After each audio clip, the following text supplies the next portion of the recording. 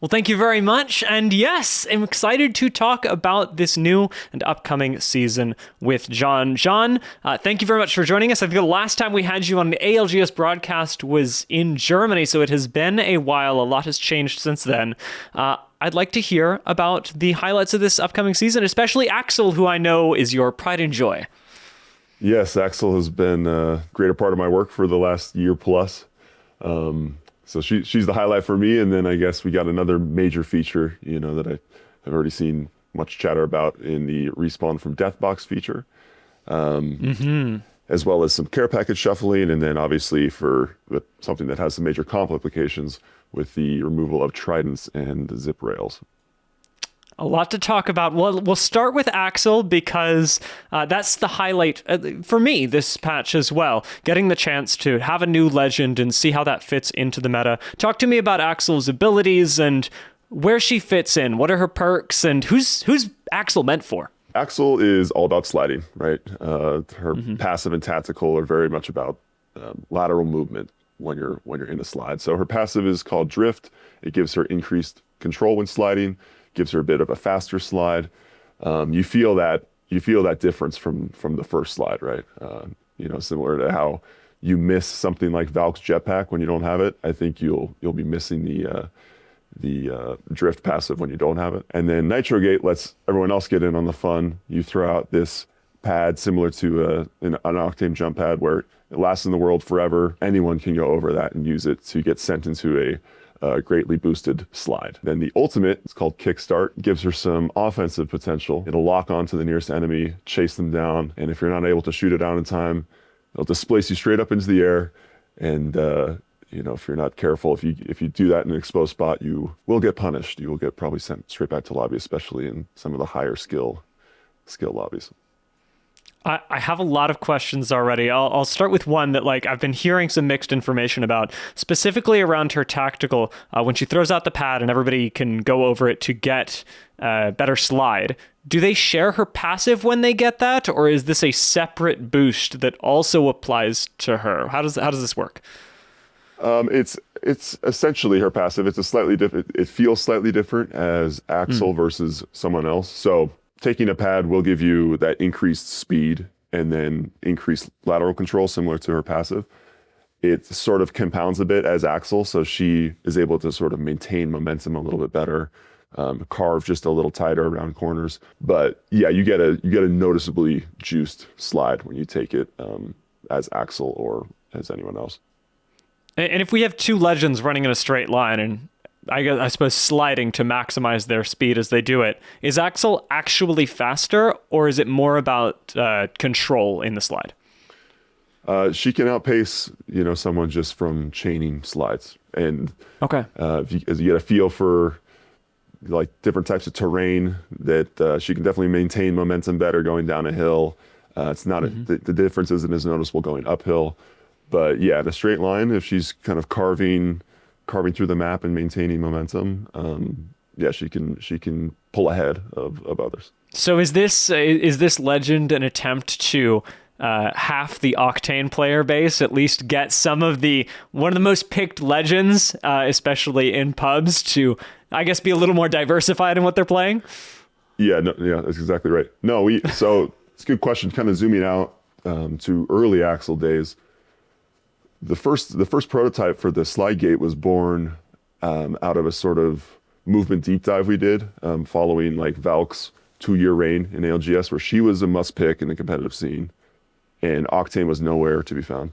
And then conversely, in more casual matches, Octane was the highest pick rate by a long shot. And so you had this discrepancy in pick rate across different skill bands or different modes for movement legends. And so an early challenge with Axel was to how can we bridge this gap, or how can we expand the movement toolbox? Because it's obviously fun in Apex, right? It's something that Apex does so well. So it's moment to moment fluid movement. Players obviously like it, with these characters being popular. How can we make a character that offers the team utility that you need in a comp setting, who also offers some solo playmaking potential in pubs, and the sliding seemed like an interesting vector there, but it kind of stems from this attempt to bridge the gap between movement legends and feeling capped in certain game modes. Speaking of the relationship to comp that you mentioned, we've had a lot of buffs to Octane in the last couple of patches, and we've also had a Pathfinder with a brief stint in the ALGS, especially when he had the damage reduction on his zipline.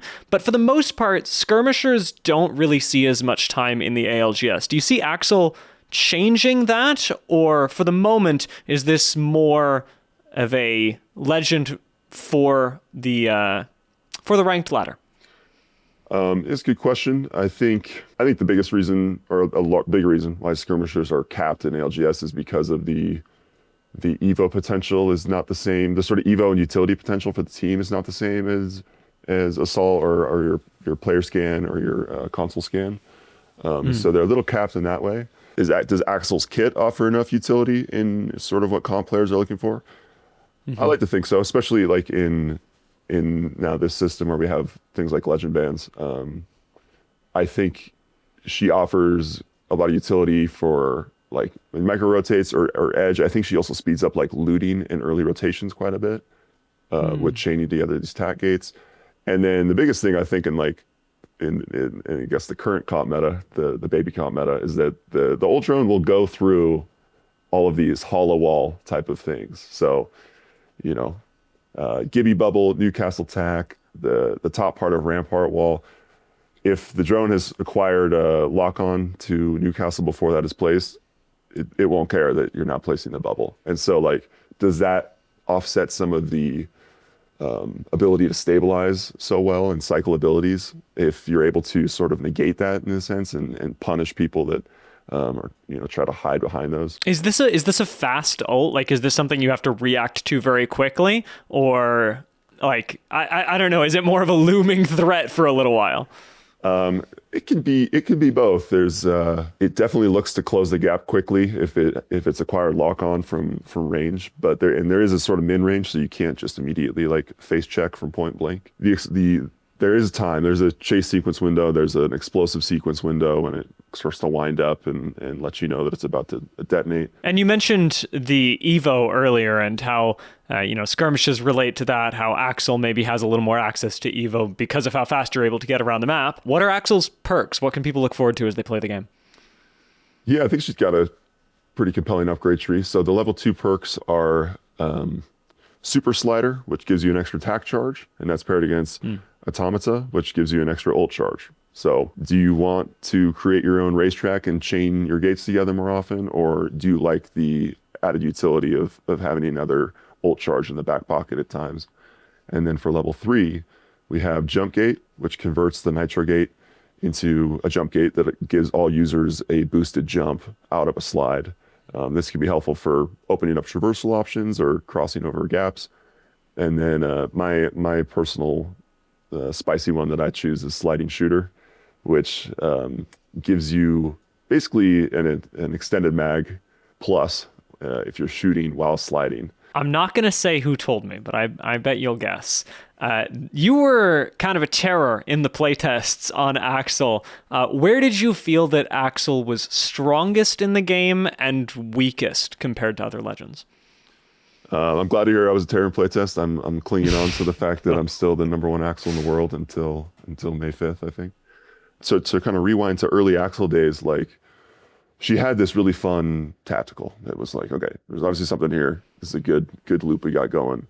But then, like, so I can reposition, but like, now what? Or what do I do with that? And that's where the ult kind of came in, where I felt like there was something, if there's something that can allow her to just empower her to do what she does best, which is sliding around, like taking angles, using map knowledge. And so that's why, she doesn't have to be super precise with the aim of this thing.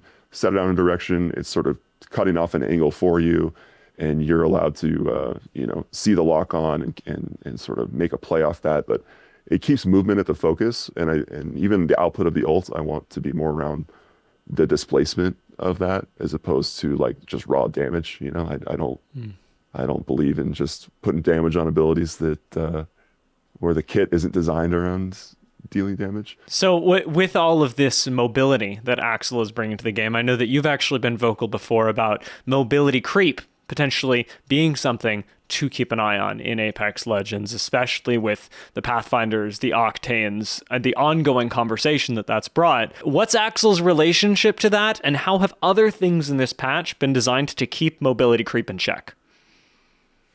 Yeah, so obviously, I guess the biggest thing in this patch is the removal of something like, a lot of the rotational map toys like zip rails, connecting POIs on Broken Moon, and removal of tridents.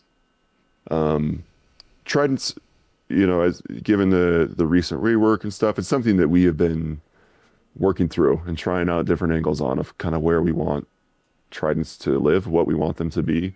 And if we feel that something's not working, we'll take it out and we'll go back to the lab. This comes at a time when we're adding a legend that creates movement. I think, it's an intentional effort to see or push the limits of how we can use the legend space to help when you're sort of building out a comp for rotations. And then I forgot the other part of your question. Sorry, I just get excited going in the weeds on. It's okay. It's okay. Me too. I've already forgotten what I asked. I'm just like, I'm listening to what you're saying and going off that. So while we're talking about tridents, you did mention Valkyrie earlier as well. So I imagine the removal of tridents will spike Valkyrie's pick rate, but with legend bans, maybe that's where we're seeing Axel come into the conversation. Is that possible? Is that kind of what we're aiming for? I mean, like, yes and no. I think they are in a different class. So in like ALGS, like you're gonna ban Valk from Recon. Vantage might get to play. In comp, I think you're gonna have to wait for Alter and probably Seers also get banned. But she is someone that offers like individual movement potential now. Like for the game on whole, I think she just feels like, there's a lot of people that thought she was already in a decent spot. Well, maybe not a lot. I know we have the 5 Vantage mains out there who were excited. There were people. But there were people, multiple people. Her attack feels a lot more streamlined. Transferring to her ult feels a lot more streamlined. The change we made to the passive to sort of reinforce the gameplay loop with spotting people and having bullets at the ready to punish people with the ult.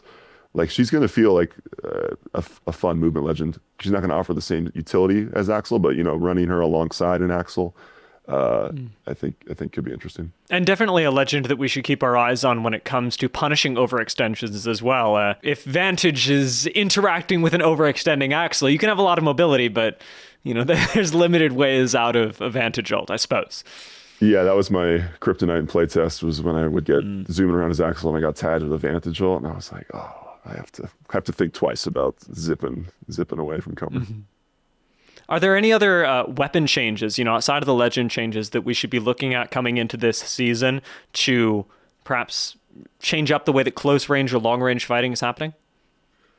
Yeah, so we're looking at the data. The Hemlock has gotten into a better spot after the latest round of nerfs at the end of 28.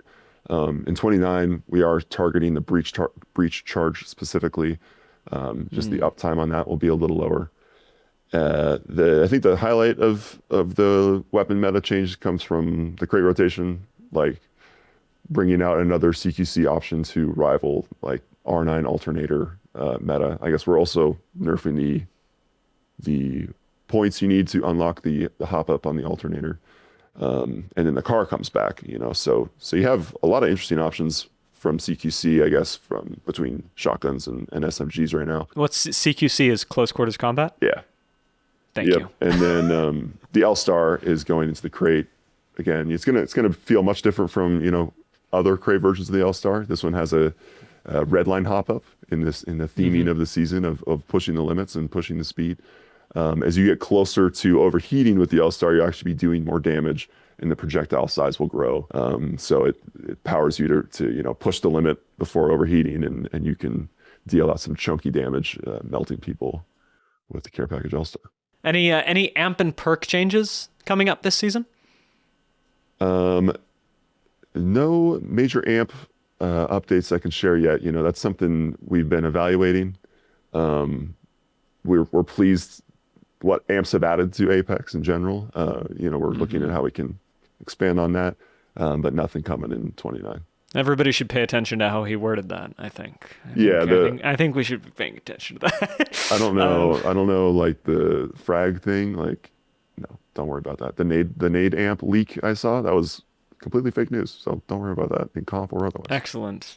All my worries assuaged. I am still looking forward to the amp conversation, though. It's been a really interesting way to keep the dynamic of the game fresh and have a lot of different avenues for you to explore with perks and amps both coming together. You get to create your own version of how you want to play Apex. And speaking of, I want to talk a little bit about ALGS and how we've been seeing people play there. We interviewed. You were interviewed at Champs in Sapporo the first time we held it. You mentioned that you wanted to see Complexity succeed. How was it watching Champs this past year of ALGS, although this calendar year, and seeing a piece of Complexity, Monsoon, with Blinkzer and Fun, actually take the trophy? I mean, yeah, that was awesome. Like I've been a Monsoon fan forever, right? And love Fun too. Just like and that's what I kind of love. I guess I had a nice moment of just reflecting on the comp scene in Apex and how we have, like, I love seeing these people that have been around for day one, early days of comp, and then new players coming into the fold. It just shows that, like, yeah, comp's in a healthy spot right now. I think it's like nothing beats the hype of match point championships, right? And like I'm just looking forward to the next one. Watching scrims too. Like I'll be watching as soon as season 9 drops. I'm gonna have every stream up, watching ranks, watching wildcard, watching scrims. I'll be like keeping tabs for sure. Yeah, I'm very excited to see how pros approach this season, especially with all of the changes that you've brought. However, I did notice that with Zuni breaking 4 records last ALGS week, with a full 3 M&K roster winning champs, controllers may be feeling a little underpowered. Are we buffing controller soon? Yeah, no controller buffs. Yeah, so that ecosystem, I don't want to like discredit any of the comments that people have or the feelings that people have around the balance around mouse and keyboard and controller, especially with just advances in hardware or software. It's something the team is monitoring. Like I'll guarantee that there's people from gameplay design to anti-cheat to tech director level, like where everyone is looks at this balance carefully, and we want to preserve the competitive integrity of things. Like at the highest level, the data you get from mouse and keyboard balance to controller balance is different than what you see in your average platinum match or a pub match. They're not the same. They're also never going to be the same because they're different. It's different hardware. It's different periphery. We pride ourselves in being accessible to players of all types, and we do treat that balance very seriously. So, it's not like this trade-off and this trade-off are one-to-one. Like, it's a very complex problem that we treat very seriously. I will say that. So, regardless of ALGS match results or the anecdotal result in your random rank game, like we're looking at the thing holistically. Thinking about the present of ALGS, one of the things that there's been a lot of discussion around is Olympus. When you're looking at the ALGS and Olympus right now, we saw it at Champs this year. We've seen it throughout this season.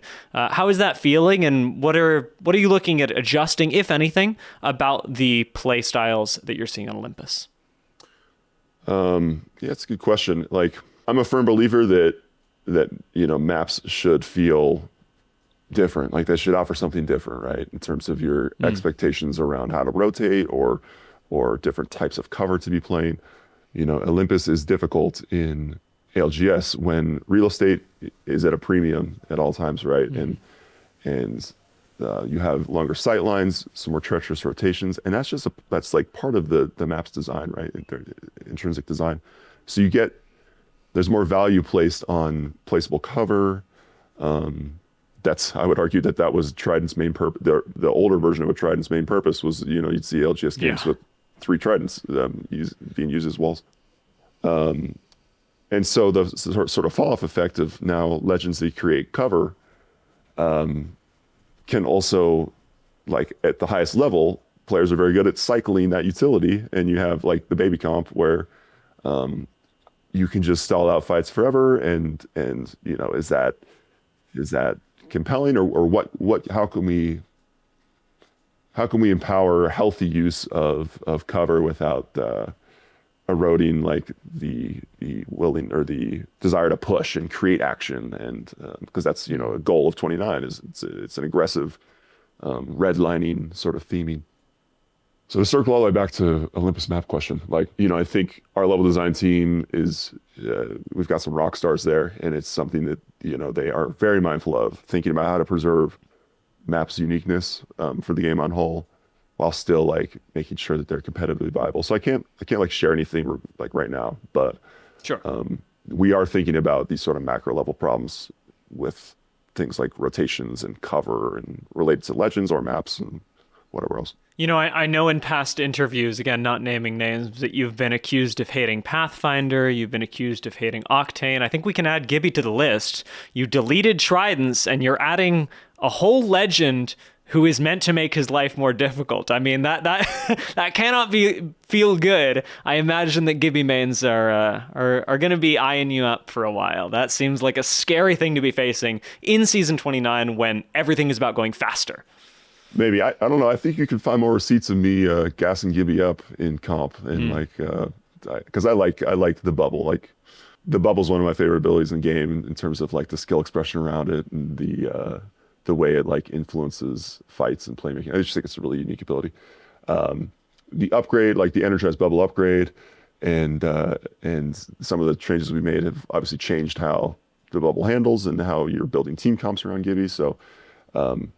And so we're shaking it up, and that's what we are trying to do with every season. It's just as you start to feel you get the hang of things and the meta starts to calcify, we want to throw a curveball, whether that's breach glass, whether that's the removal of options, it's a new legend, it's a new weapon, it's like we want to keep you on your toes.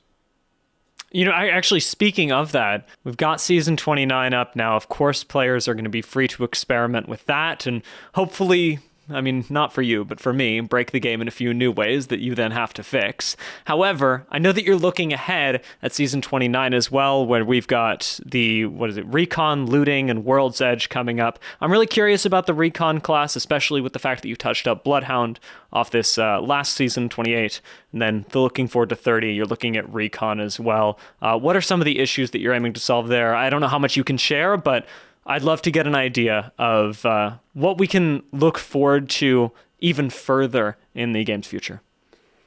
Yeah, I mean, can't speak too much. I will say, like, we have changes coming there. We have changes coming to World's Edge, as you mentioned. I think,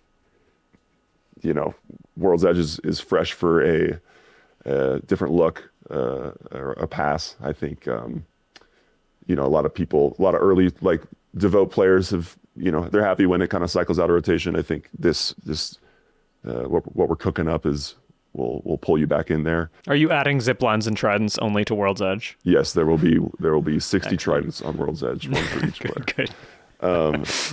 And then looting is something we always revisit the loot economy. We are a battle royale. Loot is at the core. We want to make sure it's not only healthy but interesting. Like, how can we refresh parts of this? So that's a question that the team has been looking at closely. So more to come. I've been a big fan of, ever since the introduction of weapon arsenals, sort of the other tools that we have in looting to mitigate some of the RNG. So very excited for that, of course, and excited for the season that we're dropping into now, Season 29. Real quick before I let you go, give me one tip for Axel that our pros, that our casuals, whatever it may be, should be thinking about when they lock in this legend. If you're sprinting or even standing still for too long, you're doing something wrong. Take advantage of that slide boost. Take advantage of that slide. I personally just kind of get into this flow state where the map starts to feel like a racetrack, and take advantage of that. Use that slide. Excellent. Well, thank you so much. Again, everybody go check out Season 29 Overclocked that we've got coming up very, very soon. John, thank you so much for joining me. And, I guess I play on European servers, so I won't be running into you, but from what I hear, that's probably better for me.